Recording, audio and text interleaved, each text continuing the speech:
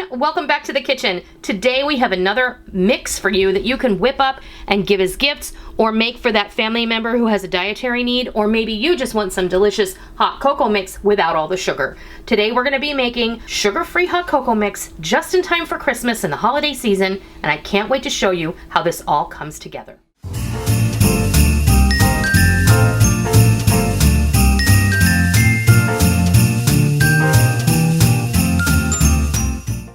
Today we're going to make a sugar-free hot cocoa mix by request. So many of you over the years, when I've made my hot cocoa mixes and my tea mixes and everything else, I've asked, can I make this sugar-free, and if so, how would I do it? There's a little bit of finesse and a little bit of difference when you make something sugar-free, because we're going to have to replace certain ingredients with other ingredients to get a similar result.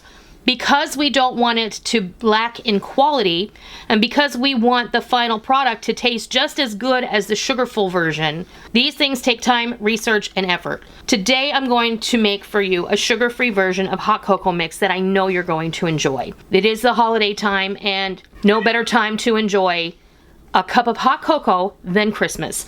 So what we're going to start off with is 1 cup dry milk powder. This is a non-fat milk powder. You can easily find this in the grocery store. You don't have to use the brand that I use.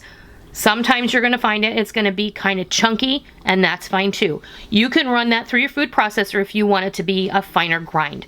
But this is milk powder. This is 1 cup of heavy cream powder. This is going to give us that delicious richness that you're looking for without using the coffee creamer that I called for in many of my other cocoa mixes. That has a lot of artificial junk in it.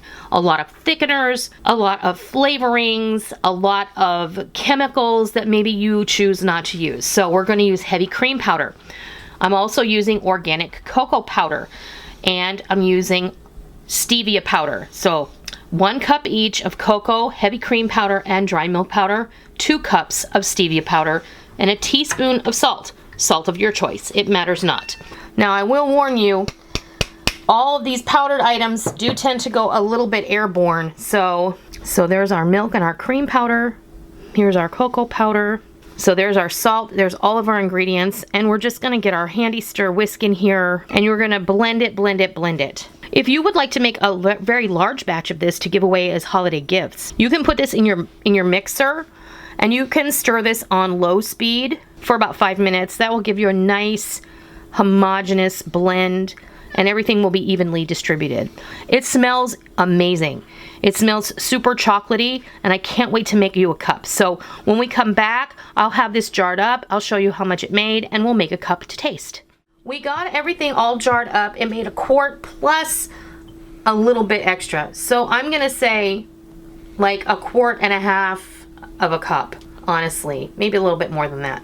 But when you make yours, you'll know that you need more than 1 quart jar. But if you're just gonna make a little extra hot cocoa for everyone to enjoy, then I would say just go ahead and do that. I believe that this is going to need about 1/2 cup of mix in order to taste delicious.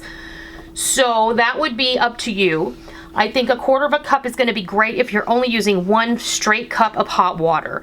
But this mug is at least 12 ounces. So keep in mind, you're going to have to stir it because these things need to dissolve.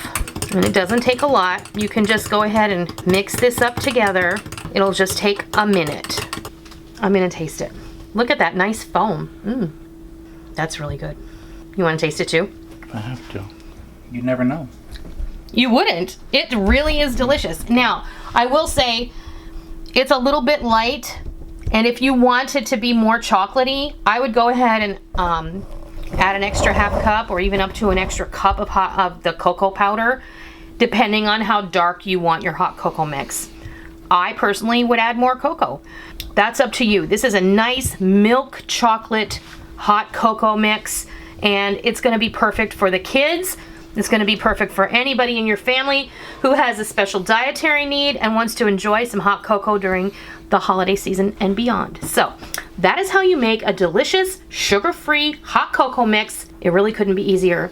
I will have links down below to where you can acquire some of the ingredients if you're having a hard time finding them.